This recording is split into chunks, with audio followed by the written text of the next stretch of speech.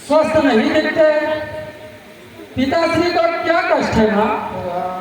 उनकी अस्वस्थता का क्या कारण है?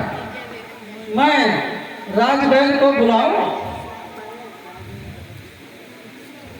राम, इनके रोग की दवा राजबैल के पास नहीं, सिर्फ तुम्हारे पास है। मेरे पास? परम रोग क्या है?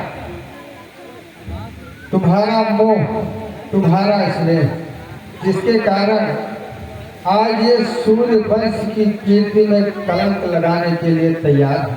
माता, मुझे क्षमा करें।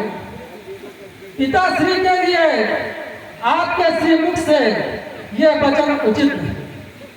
मेरे पिता जैसा वीर और धीर पुरुष, गुणों की खान तथा सत्यवादी, जिनकी कीर्ति आज तीनों लोकों में फैली हुई है, फिर इस सेवक के मोह में ऐसा कोई कार्य नहीं कर सकते जिससे उनके विमल कीर्ति को कलंक लगे।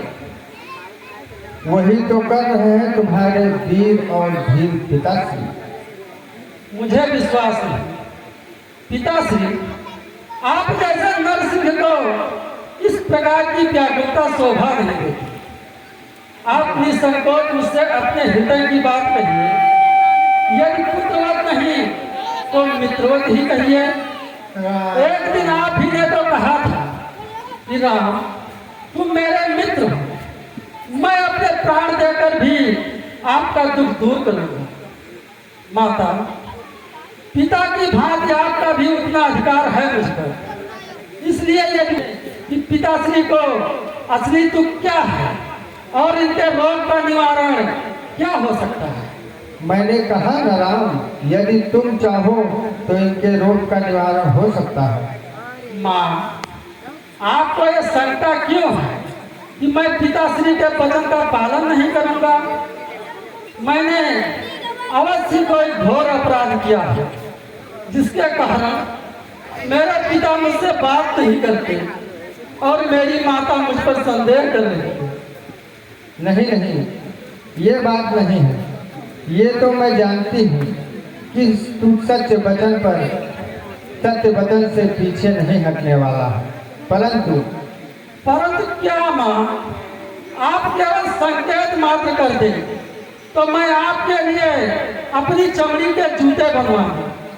माँ, मैं क्या करूं जिससे आपको संतोष हो? ठीक है, मैं तुमसे कहती हूँ, बता देती हूँ। तुम्हारे पिताश्री ने मुझसे 2 वर देने को कहा था और जब जी चाहे ले लेना ये भी कहा था। आज मैंने अपने वो दोनों वर मान लिए।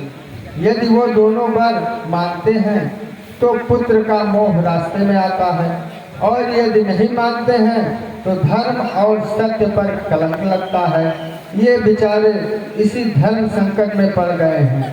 तुम्हारे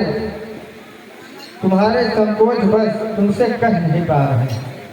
वो दोनों वर क्या है माता? पहला ये कि तुम्हारी जगह भरत का राज्याभिषेक हो। और दूसरा ये कि तुम मुनि वेश धारण करके 14 वर्ष तक बनने रहो। बस इतनी सी बात पर इतना बड़ा विवाद था? यह तो बड़ी प्रसन्नता की बात है ना कि आज मुझे माता और पिता दोनों के वचनों को पालन करने का ऐसा अवसर प्राप्त हुआ जो किसी पुत्र को बड़ी भाग से मिलता है। भरत को राज्य देने के लिए मुझे किसी की आज्ञा की आवश्यकता नहीं। उस जैसे भाई को तो राज मैं स्वयं बड़ी प्रसन्नता से दे दूंगा।